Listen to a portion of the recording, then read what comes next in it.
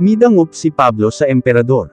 Gawa Kapitulo 25 versikulo 1 hanggang 12. Karon, miabot ang bagong gobernador nga si Festus sa probinsya sa Judea. Paglabay sa tulo ka adlaw miadto siya sa Jerusalem gikan sa Cesarea. Didto gisugilon kanya sa kadagkoan sa mga pari ug sa mga pangulo sa mga Hudyo ang ilang sumbong batok kang Pablo. Ug gihangyo nila si Festus nga hatagan sila og pabor, nga ipadala niya si Pablo didto sa Jerusalem. Apan ang ilang plano di ay nga atangan nila si Pablo sa dalan ug patyon.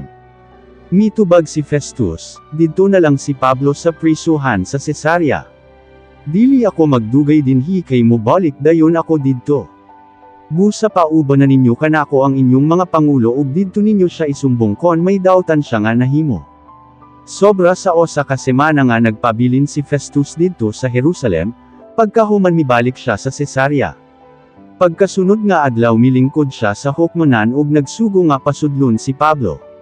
Sa pagsulod ni Pablo gilibutan dayon siya sa mga Hudyo nga gikan sa Jerusalem, ug daghan ang gisulti nila nga mga bugat nga sumbong batok kanya nga dili gani nila mapamatud-an.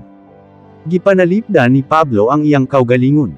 Miingon siya, wala ako'y sa nga nahimo batok sa kasuguan sa mga Hudyo, sa templo, o sa emperador ba hinuon sa Roma.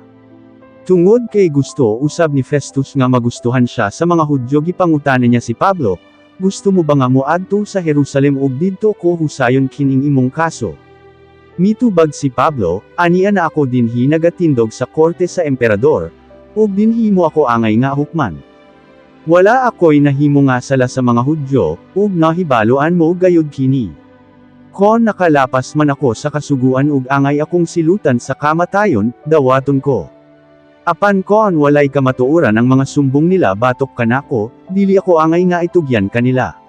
Busa mudangup na lang ako sa emperador sa Roma. Nakigistorya dayon si Festus sa mga miyembro sa iyang korte, ug pagkahuman miingon siya kang Pablo, tungod kay mudangup ka sa emperador, ipadala ko ikaw kanya.